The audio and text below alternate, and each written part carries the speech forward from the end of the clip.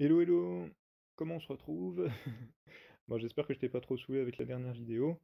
Hem, Parce que de toute façon, c'est reparti pour un tour, hein. On a de nouveau, une bonne, trentaine de minutes ensemble. Ah, faut tenir, hein, faut tenir. Ou alors faut couper le son. Mais bon, hein, si tu m'écoutes, tu m'écoutes au bout d'un moment, hein, c'est comme ça, hein, puis c'est tout. Et n'importe quoi. Bon, bref, j'avais terminé sur quoi? Sur le dernier épisode, j'avais terminé sur, ouais, le fait de réaliser toi-même, ton bouquin, tout ça, qui est donc voilà, donc je répète, hein, qui est complètement réalisable. Moi, c'est ce que je fais. Faut accepter, voilà, en effet, de travailler de manière, quand même assez artisanale et puis de faire beaucoup de choses soi-même. Ça prend un petit peu de temps, c'est encore une fois, moi, c'est ce que j'apprends beaucoup avec tous les projets que je réalise. C'est hyper valorisant, tu apprends plein de trucs. Tu, comment on dit ça? Ça permet d'acquérir, je trouve, beaucoup de confiance et pas du tout dans le sens où tu vas dire: «Oh, c'est bon, je sais ce que je sais, foutez-moi la paix», ou genre où tu vas envoyer chier les autres et tu vois? C'est pas un excès de confiance que tu as, mais tu as un vrai truc qui te dit: «OK, ça, je vois à peu près comment faire. Je suis pas un professionnel du truc, mais je peux m'en sortir là-dessus, je peux gérer». De toute façon, moi, c'est ce que je me dis sur la plupart des projets, sur la plupart des illustrations. Je suis pas un pro, je suis pas un pro de l'aquarelle, je suis pas un pro de je sais quel pinceau, je sais même pas si on peut vraiment parler de ça. Enfin bref, je suis pas, voilà quoi, je me considère pas du tout comme un professionnel de quelque chose, de quoi que ce soit. Mais par contre, je me considère comme quelqu'un qui sait à peu près, qui sait, voilà. Et ça me va, hein. J'ai pas forcément besoin de plus. De petites parenthèses nouvelles, du coup, je suis à chaque fois, complètement, subjugué par, tu vois, des maîtres, japonais, hein. Tu sais, comme tout le monde, je tombe sur des vidéos sur Facebook, sur YouTube et tout ça, où tu des maîtres qui travaillent des lames, qui travaillent de la poterie, qui travaillent, du métal, s'ils sont vraiment considérés comme maîtres. Et je me dis: «Ah putain, ouais, ça a quand même de la gueule», et tu sens que le mec maîtrise, hein, clairement son truc. Et moi, je suis toujours en mode un petit peu doute, tu sais? Même sur des trucs tout cons, je fais: «Putain, est-ce que je tiens bien mon crayon au final? Est-ce que, est-ce que je fais pas fausse route depuis le début?» et et cette espèce de remise en question permanente fait que je pourrai jamais, me dire: «Ah non, non, ça, vous ne pouvez rien m'apprendre là-dessus, je sais déjà tout». Bah non, non, non, c'est puis bon, et bref, pour filer le truc jusqu'au bout, est-ce que ces maîtres-là, se remettent pas en question de temps en temps? Est-ce que c'est pas se remettre en question justement que d'être maître de quelque chose, que d'avoir maîtrisé quelque chose? Est-ce que c'est pas tout le temps se remettre en question dessus? Ah, je t'avais dit que ça partirait dans tout et n'importe quoi cette conversation. Bref, et heu et donc voilà, et ce que j'explique aussi souvent aux gens qui m'interpellent, avec grand plaisir, en festival, je sais pas pourquoi je prends cet accent, c'est pas grave, désolé pour ceux que ça touche. Et ce que je dis souvent, c'est que voilà, c'est ce qu'il vous faut, c'est juste, si vous dessinez forcément, faut savoir un petit peu dessiner, ou en tout cas, faut être content de ce qu'on réalise. Faut avoir une idée en tête, une idée de livre, une histoire à mener, un truc comme ça. Et il vous faut un imprimeur, sauf si vous avez des presses et ce genre d'outils, chose que moi j'ai pas, qui doit coûter super cher en plus, donc je me lancerai jamais, trop dans cette aventure-là. Donc un imprimeur, et puis, et aujourd'hui, on voilà, c'est à chaque fois, je prône un peu ça, comme un étendard, hein.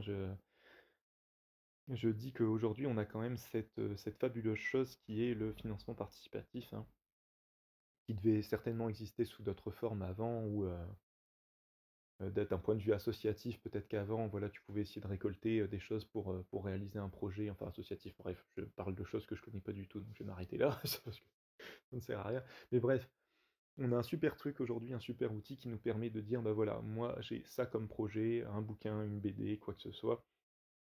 Je n'ai pas les fonds pour l'éditer, ou j'ai une partie des fonds, mais j'ai pas la totalité, et voilà, est-ce que ça vous branche? Est-ce que vous voulez me filer un coup de main? En contrepartie, vous aurez, soit le bouquin, soit autre chose, mais voilà, c'est pas un don.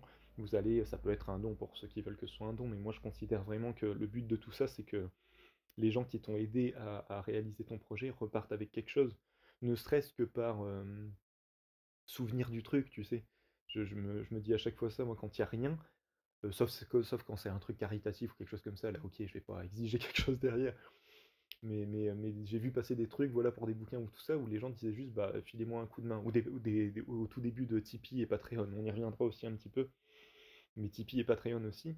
Donc pour ceux qui ne savent pas, Tipeee et Patreon, c'est ce qu'on appelle du mécénat participatif. C'est le même principe que le financement participatif, sauf que là, au lieu de dire j'ai un projet, aidez-moi à le réaliser, c'est voilà, je suis dessinateur, je suis illustrateur, je suis auteur, je suis cinéaste, je réalise des trucs, mais j'ai pas les fonds on va dire clairement, vivre décemment de mon métier.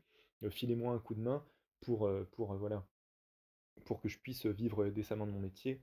Là, pareil, il y a des contreparties, il y en a peu, il y en a pas. Bref, on y reviendra après, mais voilà. Pourquoi je disais ça déjà?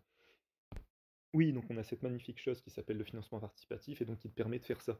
Donc à chaque fois, c'est ce que je dis aux gens, même si vous dites que vous n'avez pas le niveau ou quoi que ce soit, ça ne peut que être bénéfique parce que, au pire des cas, qu'est-ce qui va se passer? Vous allez, voilà, vous allez rater votre projet, vous n'aurez pas les finances pour le faire.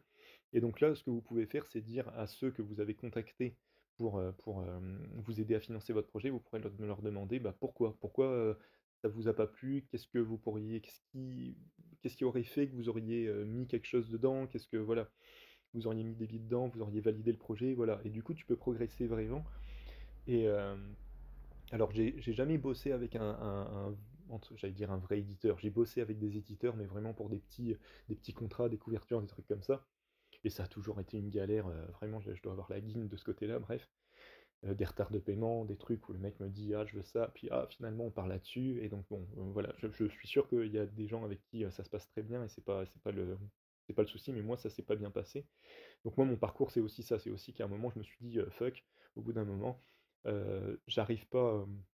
À trouver quelqu'un, un éditeur avec qui je m'entends bien et tout ça, et qui comprend mes projets, qui sait ce que je veux faire. Écoute, je vais le tenter en solo. J'ai découvert le financement participatif, j'ai tenté l'aventure. Je me suis dit, si ça marche, c'est cool. Si ça marche pas, je passerai à autre chose, je continuerai de dessiner. Mais voilà, il se trouve que ça a marché et que ça continue de marcher. Donc au bout d'un moment, je me dis, bah voilà, moi j'ai trouvé le truc qui me convient. Et tout ça pour dire que là où un éditeur va te dire certainement, déjà va peut-être juste pas te répondre sur le projet que tu vas lui envoyer, donc parce que l'autre solution, j'explique tout dans le désordre, hein, je suis vraiment désolé, mais l'autre solution c'est que euh, les gens qui viennent me voir en festival, ils disent ça, ils disent ah, j'ai un projet mais je trouve pas d'éditeur, tout ça, et je leur dis mais c'est pas besoin, il n'y a pas forcément besoin d'éditeur, encore une fois. Et donc le truc de base c'est ça, c'est que tu écris ton projet ou t'écris les 10 premières pages ou ce genre de choses et tu vas le proposer en BD en tout cas, tu vas le proposer à un éditeur et l'éditeur, c'est son rôle, c'est ça quoi, c'est qu'il va dire je valide ou pas le projet et surtout il va mettre des billes dans le projet. C'est pour ça, je vais en parler tout de suite parce que j'ai toujours un petit peu de mal avec ça. J'ai toujours un peu de mal, je vais peut-être pas me faire des copains, hein, je suis désolé, mais c'est mon avis, hein, c'est tout. J'ai toujours un peu de mal avec les éditeurs qui sont sur Ulule. Qu'il y ait un auteur sur Ulule, qu'il y ait un dessinateur, qu'il y ait quelqu'un qui c'est un vrai, la vraie personne derrière ça. Ou alors, en tout cas, qu'il y ait des éditeurs qui démarrent. Tu vois, enfin, je sais pas si tu vois ce que je veux dire, qui démarrent sur Ulule. Ils ont rien, ils ont besoin de fonds. Ça, je comprends. Ça, il n'y a pas de souci. Quand je revois, quand je revois passer plusieurs projets de certains éditeurs sur Ulule qui sont à leur dixième ou même plus projets qui financent toujours sur Ulule, je me dis, bon, tant mieux pour eux, ça marche, c'est cool et tout ça, mais après je me dis, mais du coup, c'est quoi leur... je vais être un peu dur, hein, c'est quoi leur but? Qu'est-ce qu'ils font au final? Parce que le principe quand même d'un éditeur, c'est quand même ça, c'est qu'il va mettre des billes dans ton projet, donc il va pas s'endetter, j'en sais rien, mais en tout cas il va mettre beaucoup de sous, et son idée à lui, c'est de récupérer ces thunes-là et de faire des bénéfices. C'est le principe d'entreprise. Et ça, je le comprends tout à fait. Donc forcément qu'un éditeur ne va pas forcément te valider comme ça, juste parce qu'il t'aime bien ton projet et tout ça. Non, non, l'éditeur, il faut que le projet que tu lui envoies, il puisse se dire, ok, ça je vois bien, je peux mettre des billes dedans, ça va s'imprimer, ça va se vendre. Il faut que, il faut que l'éditeur du projet, de ton projet, enfin le projet que tu as proposé, on s'en fout, puisse se dire ça. Et moi, cette logique-là, je la comprends tout à fait. Mais du coup, quand tu es tout le temps sur Ulule, et donc le principe de Ulule, c'est justement de dire, hé, j'ai pas de fonds, j'ai pas de thunes, mais j'ai envie de réaliser ça, si ça vous intéresse, filez-moi un coup de main. Tu fous en l'air un peu ton métier de base quand même, j'ai l'impression. Et encore une fois, tant mieux, hein, c'est super cool que des éditeurs puissent éditer des bouquins sur Ulule, que des petits éditeurs puissent vivre et tout ça, c'est génial. Mais à chaque fois, je me dis que c'est un peu foiré comme truc, c'est un peu foiré, c'est un peu fucked up dans l'idée où voilà, où au bout d'un moment, quel risque prend l'éditeur? Quel risque? C'est ça en fait. Quel risque prend l'éditeur quand il fait un projet sur Ulule? Quand il est à son 5e ou 6e projet sur Ulule, qu'il a récupéré des fonds, parce que l'éditeur, son idée, son but, c'est quand même ça, c'est de faire des bouquins qui vont lui donner des fonds. Et donc au bout d'un moment, l'éditeur, tout ce qu'il fait, c'est qu'il va, il va, comment on dit ça? Il va travailler, il va faire le lien entre le dessinateur, l'auteur et le public, et avec l'imprimeur. Mais du coup, c'est un intermédiaire qui, pardon, hein, mais en financement participatif, on peut s'en passer, quoi. Donc, après, bon, certainement qu'il va faire, voilà, il va le mettre dans des librairies, tout ça. Ça, c'est un truc que, par exemple, moi, entre guillemets, j'arrive pas à faire parce que j'ai pas le temps de le faire. Et ça, je comprends bien. Mais, et ça, c'est un distributeur, pour le coup, c'est pas un éditeur. Je sais pas si vous voyez un peu ce que je veux dire. Et du coup, à chaque fois, je me dis, putain, je, je- qu'est-ce que vous faites là? Non, c'est méchant ce que je dis. Mais à chaque fois, je me dis ça, je me dis, ah, la partie la plus importante de vous, de votre truc, c'est d'aller dénicher le projet où vous dites, ah putain, ça va le faire, ça va le faire. Même pas pour dire, ça, on va se faire des thunes avec, mais genre, j'y crois. Ça, ce projet-là, putain, j'y crois à mort, je vais faire tout ce que je peux pour que ça marche. Pour moi, un éditeur, c'est ça.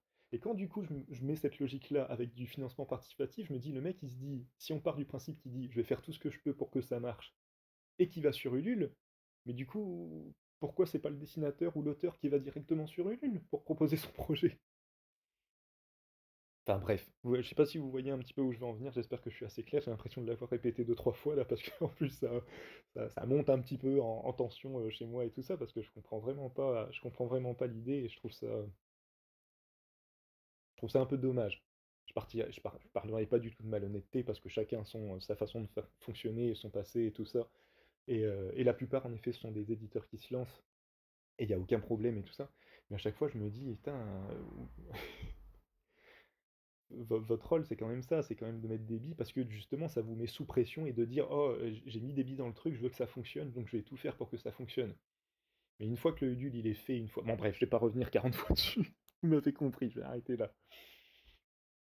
Et donc, je disais tout ça pour dire que oui, que voilà, que donc des gens viennent me voir en festival, et je leur dis, ouais, mais tentez votre chance sur le financement participatif, parce que voilà, ouais, je reviens à mon point, mon point d'origine, où je disais que le pire des cas, qu'est-ce qui va se passer? C'est qu'en effet, votre projet il va foirer, vous n'aurez pas le financement, et vous pourrez soit revenir plus fort, soit vous dire, oh bah finalement voilà, c'était une expérience qui m'a un petit peu vacciné du truc, je me suis rendu compte de la masse de travail, de ce que c'était et tout ça, et de ce que j'allais devoir faire après. Parce que quand on crée un LUL, c'est ça, quand on crée un LUL, concrètement, il faut avoir une.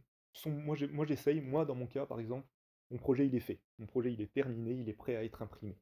Il y a de rares cas où je me suis retrouvé avec deux trois pages à finir et tout ça, mais sinon, la plupart du temps, mon projet, il est. Moi je connais certains dessinateurs qui arrive à démarrer un Ulule avec genre 3 pages de recherche de personnages, 2 pages de BD, un texte, voilà, des trucs, et il démarre là-dessus et il lance le financement. Et moi, ça, si je fais ça, je panique à mort. Je panique à mort parce que je me dis, putain, donc si jamais ça marche, il va falloir que je me bouge le cul pour faire ça rapidement, et je veux surtout pas me retrouver dans cette situation-là. Donc je préfère prendre le risque que le projet foire et que je me retrouve avec mon gros projet dans les bras tout fait, le fichier PDF tout fait, prêt à être imprimé, et que je me dise, ah putain, merde, non, bah ça va pas se faire, que l'inverse. Et autre chose, je vais le dire tout de suite rapidement, mais j'essaierai d'étaler un petit peu le truc plus en détail. Je me suis rendu compte que ça fait un peu principe de prophétie autoréalisatrice.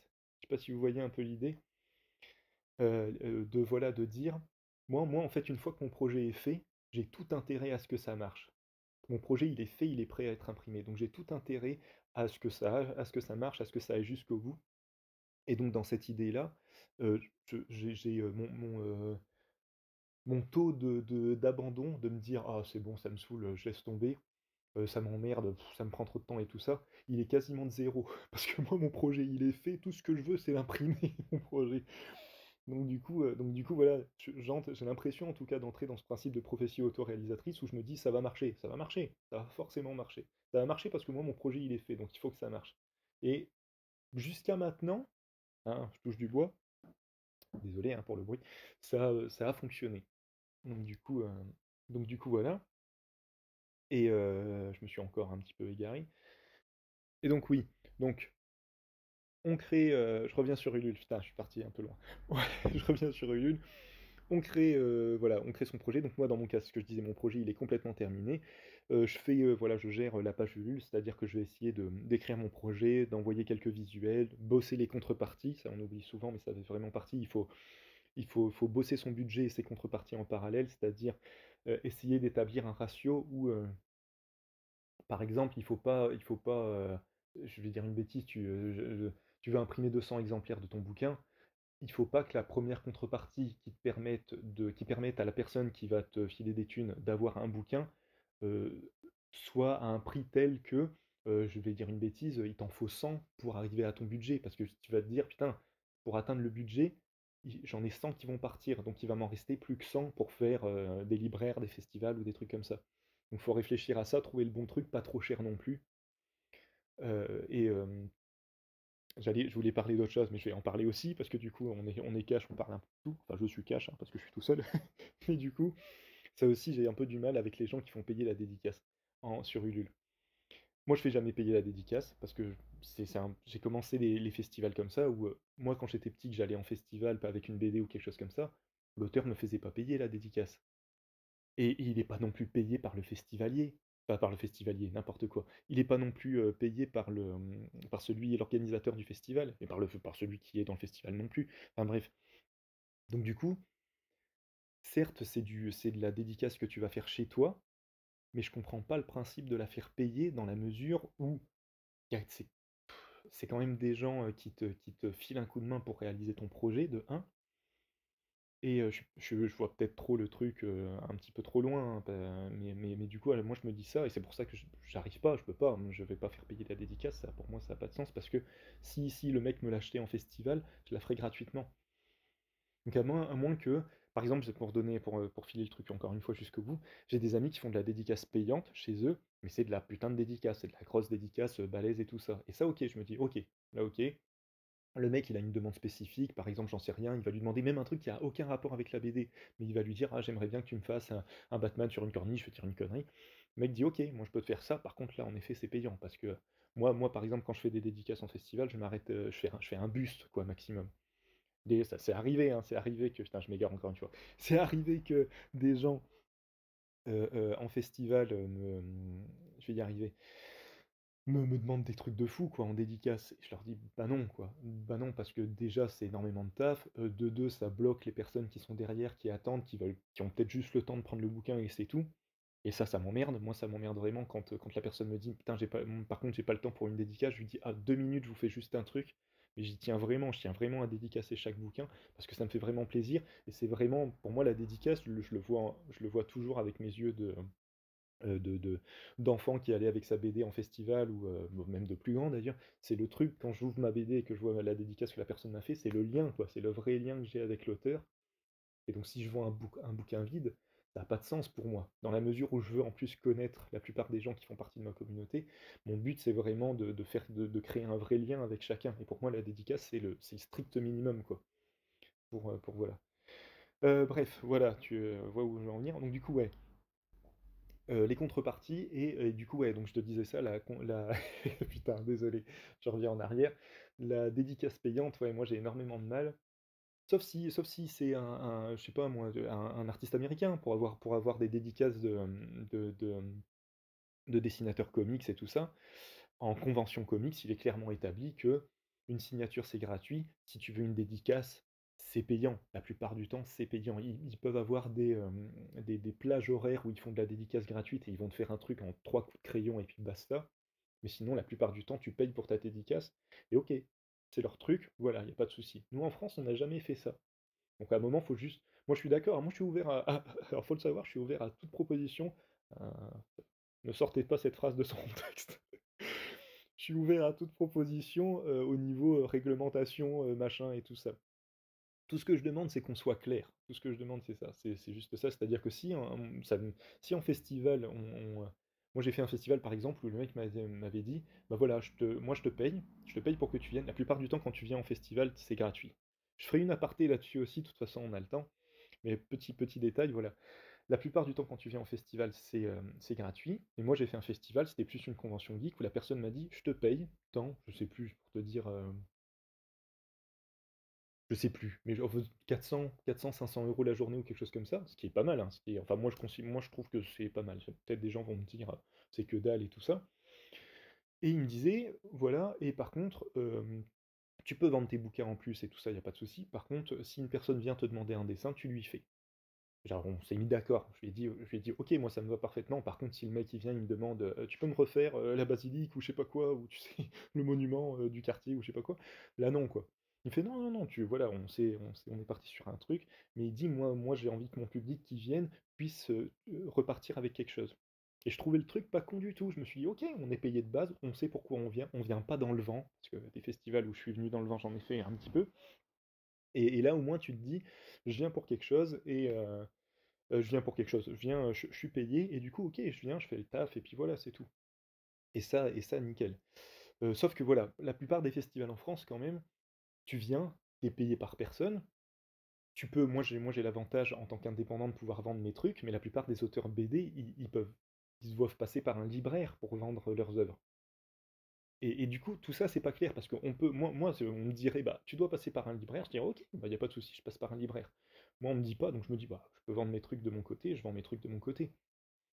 Je bosse avec des libraires, il y a pas de souci là-dessus, mais si j'ai la possibilité de bosser, de voilà, d'être sans intermédiaire, c'est un peu mon truc aussi, quoi. C'est ce que je cherche à faire, c'est pour ça que je fais du Ulule, c'est pour ça que je cherche même plus d'éditeur, parce que, pour l'instant, j'arrive à bosser qu'avec moi-même et ça me convient parfaitement. J'ai pas enfin bref. Et du coup, hem on n'a pas de dédicace, payante. On n'a pas de dédicace payante en festival, on vient jamais, en BD franco-belge. Moi, j'ai jamais fait de festival où la personne vient et file des thunes pour avoir une dédicace. La dédicace est toujours gratuite. Donc du coup, je comprends pas que des éditeurs, franco-belges ou des auteurs BD franco-belges fassent payer la dédicace sur Ulule. J'ai énormément de mal avec ça. Mais après voilà, comme pour les éditeurs qui passent, qui sont déjà à leur 10e publication, 15e et qui passent par Ulule, tant mieux pour eux, ça fonctionne. Ils font certainement du bon taf. Moi, j'ai fait ça une fois, je me suis retrouvé avec une dédicace tampon toute conne. Je me suis dit: «Bah non, les gars, quoi. Si je paye pour une dédicace, faut que la dédicace, elle soit quand même différente des autres, sinon faut pas déconner non plus si vous me refaites». Enfin bref, si la personne refait exactement le même personnage parce qu'en plus je l'avais pris, en fait, j'avais participé à un Ulule, j'avais pris avec un pote et on ouvre nos nos 2 bouquins et c'est la même dédicace et tu as payé pour la dédicace. Je fais: «Bah non, quand même, quoi». Enfin bref, voilà. Donc moi j'ai du mal avec ça, et donc je fais pas payer la dédicace. Hop, on rembobine, on rembobine, on rembobine, et on revient donc au projet Ulule. Et donc, je vais y arriver. Donc ouais, il faut que tu bosses tes contreparties, il faut que tu bosses ton budget. Donc, tu as ton projet qui est soit à moitié fini ou fini. Moi dans mon cas il est fini. Tu bosses ton budget, tu bosses avec tes contreparties, tu bosses ta mise en page, parce qu'il faut que ça ait de la gueule, il faut que les gens arrivent et aux 3-4 premières lignes, à la première image se disent: «Ah putain, j'ai envie d'en savoir plus, ça m'intéresse». C'est du marketing, hein, c'est du marketing, moi je suis nul en ça, donc j'essaye de faire à peu près ce que je peux, mais j'en connais qui sont hyper doués et en effet, moi il y a des projets Ulule, j'arrive dessus, je fais: «Oh putain, c'est classe, c'est classe». Pour en citer un, le projet de, bon qui a énormément de fans, mais ah flûte, je vais pas y arriver à retrouver. Ce que Maliki a fait, à la fois sur Tipeee, ça a été, moi pour moi il a enfin ils ont réussi à vraiment révolutionner le truc sur Tipeee. En arrivant, ils ont vraiment fait comprendre que ça pouvait être une nouvelle, possibilité pour des auteurs, dessinateurs, tout ça, et c'est vachement bien que des auteurs connus le fassent. Et ce que Maliki a fait ça, et après ce que Maliki a fait là-dessus, et ce qu'ils ont fait, après, sur Ulule et tout ça, la mise en page, elle déglingue, les animations, elles déglinguent, c'est du super taf et ça donne vraiment envie de voilà quoi, d'y participer et tout ça. Et c'est canon quoi, c'était bref. Donc il y en a qui sont hyper doués là-dessus. Après ils sont plusieurs, ils ont une équipe tout ça, mais ils ont quand même vraiment un truc, une belle générosité dans leur mise en page et tout ça, et ça fait super plaisir. Moi ça j'ai un peu du mal. Alors pas à être généreux, hein. Enfin, j'estime que je suis quand même hyper généreux dans ce que je produis. De toute façon, c'est entre guillemets, sans me vanter, encore une fois, c'est les retours que j'ai. À chaque fois, les gens me disent: «Putain, c'est vraiment sympa ce que tu fais, tu mets plein de trucs, tu voilà», donc bon, c'est cool, moi ça me fait super plaisir, et c'est aussi pour ça que je le fais. C'est pour ça aussi que je fais pas payer la dédicace, c'est aussi pour ça que généralement je rajoute des cadeaux dans les trucs, bref et tout ça. Et Et donc une fois que tu as ça, une fois que tout ça c'est fait, tu lances ton Ulule, c'est validé par l'équipe qui te dit si ton projet est valable ou non. Alors il peut ne pas être valable dans le cas où c'est, je sais pas si c'est encore d'actualité, mais moi sur Ulule par exemple, il me disait, l'équipe me disait: «Voilà, si tu as besoin d'un budget pour te racheter un PC ou quelque chose comme ça c'est mort quoi, ça on le fait pas sur Ulule». Tu fais une cagnotte à côté, tu fais un truc, mais nous, voilà, il me disait: «Nous on essaye de faire vraiment du projet pro, limite de la création d'entreprise ou ce genre de choses». Donc voilà, donc ça peut être un des, les vrais refus, de ce que j'ai vu pour l'instant sur Ulule, c'est ça, c'est si ton projet il est un peu trop perso, que c'est un peu trop pour, juste pour ta pomme et c'est tout, bah ça voilà quoi, ça peut être refusé. Sinon dans l'autre cas, moi tous mes projets ont été validés, j'ai jamais eu de soucis là-dessus. Une fois que tu as voilà, une fois que tu la validation, tu peux réviser une dernière fois ton projet, et tu définis aussi un temps, donc la campagne elle est pas indéfinie, tu définis un temps, généralement c'est un mois. Beaucoup de gens font 2 mois aussi. Un mois, moi je trouvais que c'était intéressant parce que du coup ça te donne vraiment un temps qui est quand même assez court et tu as bien le temps quand même de faire, enfin, moi je vois ça un petit peu comme, tu sais, comme quand tu écris, donc tu as bien le temps de faire une introduction à ton projet, d'arriver à un développement au milieu et de finir par une synthèse en disant, tu vois, même aux gens à qui tu vas parler du projet, tu peux dire, voilà, là on arrive à la fin du projet, voilà, si ça vous intéresse et compagnie. Parce que la suite de ça, c'est ça, une fois que tu as validé ton projet et que tout est bon, tu le lances, et donc tu as un mois, et à partir de ce mois-là, tu dois avoir, alors je me rappelle plus, c'est entre 5 et 7 soutiens, je crois, je peux pas te dire de bêtises, mais en tout cas, on va partir sur 7 pour être sûr, mais c'est entre 5 et 7 si mes souvenirs sont bons. Tu dois avoir 5 ou 7 soutiens pour sortir de ce qu'ils appellent la couveuse. La couveuse, ça veut dire que tu es dans une partie de la plateforme Ulule où tu n'es visible de personne, sauf ceux qui ont le lien de ta campagne. Donc tu n'apparais pas dans le moteur de recherche, donc ce qui est très chiant parce que du coup, voilà. Donc très très rapidement, il faut que tu aies tes premiers soutiens. Ça, c'est vachement intéressant de faire appel à la famille, aux proches et tout ça, à ceux, tu vois, à qui tu as déjà parlé de ton projet bien, bien avant de le lancer sur Ulule, et qui t'ont déjà dit, ah, ça m'intéresse, dès qu'il est lancé, tu me dis, et puis voilà, je te soutiens. Et une fois que tu as ça, une fois que tu es lancé, tu entres dans la partie que moi, j'ai énormément de mal, mais il faut bien la faire. C'est donc cette partie, clairement marketing, où tu vas aller démarcher des gens, un peu. C'est un peu l'idée. Alors moi, comme la plupart des gens, je les connais. À chaque fois, voilà, je leur envoie un message perso à chacun. Je fais pas de groupe, parce que je trouve ça hyper, malvenu un peu d'être dans un groupe. Parce que tout est ensemble et du coup, tu es sûr qu'il y en a plein qui vont zapper ton message et puis tu en as qui vont peut-être pas répondre dans le groupe. Tu en as qui ont envie de te dire: «Bah, moi désolé, mais le projet ne m'intéresse pas», mais qui vont pas le dire dans le groupe. Donc du coup, voilà, bref. Donc moi, je préfère aller voir chaque personne de mon entourage, sur Facebook, de mes réseaux, tout ça, de manière vraiment indépendante, et leur demander, quoi, leur dire, bah voilà, j'ai réalisé ça, ça parle de ça, j'ai besoin de soutien pour le réaliser, si ça t'intéresse, et à chaque fois je mets un point d'honneur là-dessus, à chaque fois dans chaque message je dis si ça t'intéresse ou si ça vous intéresse, voilà, n'hésitez pas à soutenir, si ça vous intéresse pas, vous me le dites, et ça s'arrête là.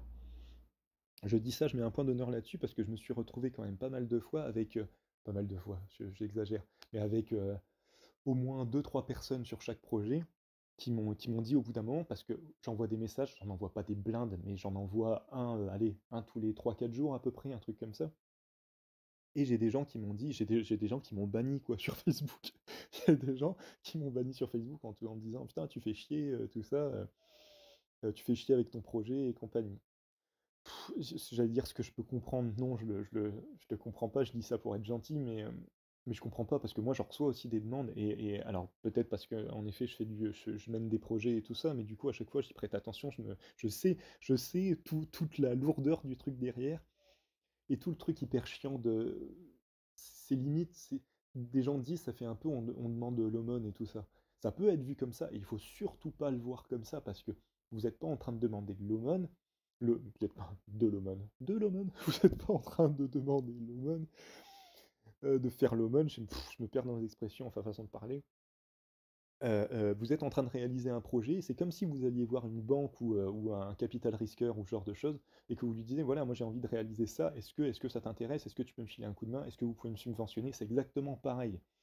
Donc vous n'êtes pas en train de demander des thunes dans le vent, les gens vont avoir des contreparties, et, et puis voilà, ça déprofessionnalise tout le truc, quoi, de se voir comme un espèce de mendiant qui est à la rue et qui attend qu'on lui jette une pièce. Ça fout la confiance en toi que tu as en te disant: «Putain, j'ai un beau projet, ça va le faire» et tout ça, elle peut vite partir en couille.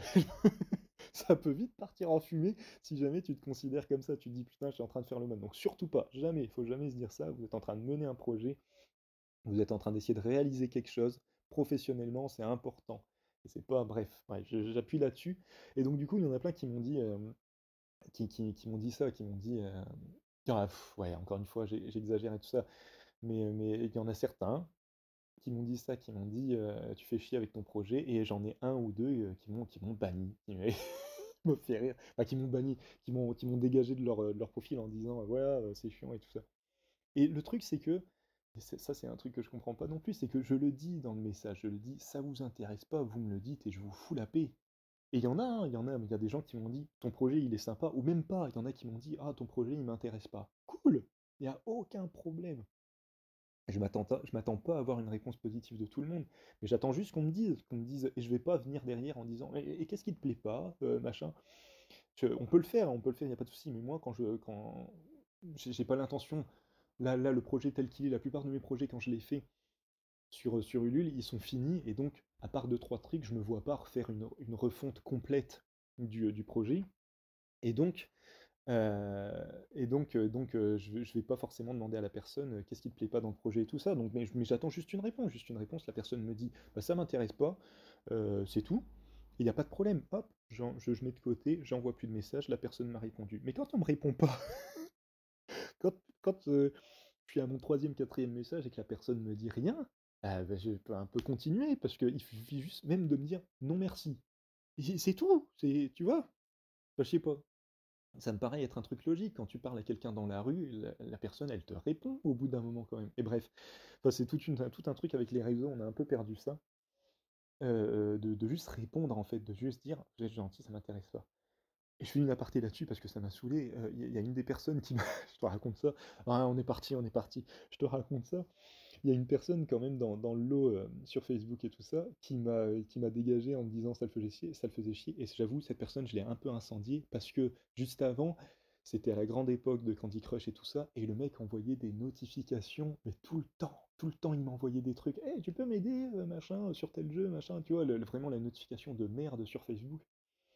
Et je lui ai dit: «Putain, t'es pas chier, quoi. Limite, tu me dis, je vais faire un rapport à Facebook ou je sais pas quelle connerie, mais tu me remontes ce putain de de fil de discussion et tu vas voir que tu m'as envoyé que de la merde». Et moi, je te parle d'un projet qui me tient à cœur et qui est important pour moi, et voilà, tu dis juste: «Oh, tu m'emmerdes avec tes messages». Ouais, ah ouais, là, j'étais en surface, là, j'étais au-dessus, j'étais pas loin du soleil. Et ça m'a bien gavé. Et à partir de là, voilà, à partir de là, je me suis dit, j'ai lâché l'affaire parce que j'avais pris un peu le truc à cœur, et j'ai lâché l'affaire en me disant: «Bah, c'est tout ça, dites-moi juste que ça vous intéresse pas et c'est pas grave, il y a aucun problème». Mais du coup, j'arrête de me prendre le chou avec les gens qui me disent: «Ah, bannis-moi, je vais te bannir». Mais bannis-moi! Bannis-moi, va plus loin, hein, en même temps, si voilà, c'est qu'on a rien à faire ensemble au final, c'est que voilà, genre rupture, tu sais, le truc. Ah putain, désolé, je suis fatigué, je pars un peu loin. Bon, j'espère que c'est pas du grand n'importe quoi. On arrive tout doucement à la fin de cette deuxième partie. Je vais essayer juste de finir, putain, il faut que je finisse au moins là-dessus, sur sur le Ulule. Et donc voilà, et donc tu présentes ton projet et tu vas mener ton projet à bien pendant un mois. Tu vas faire ce qu'ils a donc des news, tu vas tenir au courant tes soutiens de la suite de ton projet, hem, de si ça de là où tu en es, les 25, les 30, les 40, les 50 de ton projet. C'est super important de te tenir au courant. Et tout ça, c'est du marketing et c'est hyper chiant, et je le fais parce qu'il faut le faire et c'est tout, quoi. Mais je suis pas du tout professionnel sur ce truc-là, et généralement, enfin, je sais pas, parmi les créateurs, parmi ceux qui vont m'écouter, c'est toujours chiant de parler de ses projets. Moi, je sais pas bien parler de mes projets. Je sais faire à peu près une belle mise en page et tout ça, mais dès qu'il faut partir, vraiment dans des trucs en détail et genre limite dire pourquoi il faut que la personne l'achète, alors ça, je peux pas faire ça, quoi, c'est pas possible. Ça, j'étalerai un peu plus le sujet j'étalerai, façon de parler. Bref, je t'en parlerai plus dans tout ce qui est, festival et tout ça, que je ferai dans une autre vidéo, pour voilà, pour rentrer un peu plus dans le détail. Et puis ouais, juste donc voilà et donc tu mènes ton projet attends, avant que je passe à la suite, tu mènes ton projet, jusqu'au bout. Une fois que le projet est validé, tu as ton budget qui arrive. Alors Ulule se prend un pourcentage, très important, de entre 6 et 8. Bref, enfin, dans tous les cas, si vous avez des questions là-dessus, il faut vraiment pas hésiter à me demander directement. J'essaierai d'être quand même beaucoup plus clair que là, parce que là, je parle un peu à l'arrache comme ça. Bref, et tu mènes ton projet, et voilà. Et donc, à chaque fois, je dis ça aux personnes, mais en festival, vous avez les outils vraiment simples pour faire ça. Donc, faut vous en saisir, quoi. C'est super important. Vous tentez l'expérience, même justement sans forcément finir votre projet, si vous, ça vous va. Moi, ça me met dans une angoisse horrible. Mais si vous, ça vous va de démarrer un projet de cette manière-là, il n'y a aucun problème. Et, euh, et donc, du coup, voilà, ce sont des super outils. Et voilà, faut vraiment vous en saisir, faut vraiment les prendre, parce que peut-être qu'il y a d'autres personnes qui vont finir par les prendre à votre place, et ça va le faire moyennement. Donc, tant qu'on peut les prendre, ces outils, en tant qu'indépendant, faut les prendre. Voilà. Il me reste quand même quelques minutes. Il y avait un truc dont je voulais vous parler et je l'ai zappé parce qu'on était à la fin de la vidéo. C'était oui, par rapport. Alors, les gens qui donnent des conseils. Comment dire? Donc, sans rentrer trop dans le détail, sur un de mes projets Ulule, il y a un auteur de BD que je connaissais pas trop, à qui j'ai présenté vite fait le projet via un message, tout ça, sur Facebook, et qui a dit, qui a dit on s'appelle et puis comme ça on peut parler du projet. Moi je me suis dit, bah ouais, pourquoi pas, je peux prendre des conseils et des trucs comme ça. Et le mec a un petit peu démonté mon projet de A à Z en disant, en allant carrément, alors c'était le troisième tome de mon héroïne, c'était le tome 3 de Belquet, et en me disant, putain, ton personnage, on n'y comprend rien, tu l'appelles Belquet, mais on dirait que c'est pas des couettes. Enfin bref, le mec partait dans des détails et tout ça. Et moi, comme un con, j'ai dit oui, ok, et juste à un moment, je lui ai juste quand même dit, bah ok, c'est ton avis et c'est tout. Bref, la discussion se terminait, c'était pas très intéressant.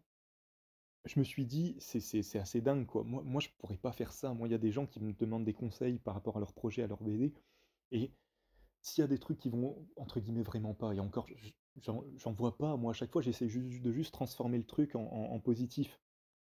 Je sais pas, je suis pas clair dans ce que je dis, mais, euh, mais par exemple, sur des personnages de BD, même si, il y a des personnages que je comprends pas trop et tout ça, je dis juste: «Bah, OK, c'est son style, c'est son truc» et à aucun moment je vais aller, entre guillemets «défoncer» ça. Ça a aucun sens de défoncer ça. Le mec, il a créé son personnage.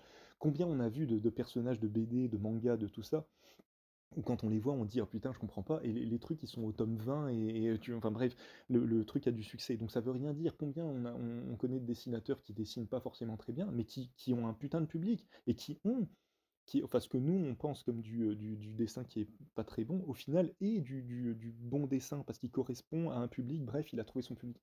Et donc, cette espèce de jugement permanent du trait, du personnage et tout ça, c'est un truc que je pige pas. Et c'est un truc que j'avais pas demandé en plus à la base. Bref, c'est ça qui m'a un peu tué.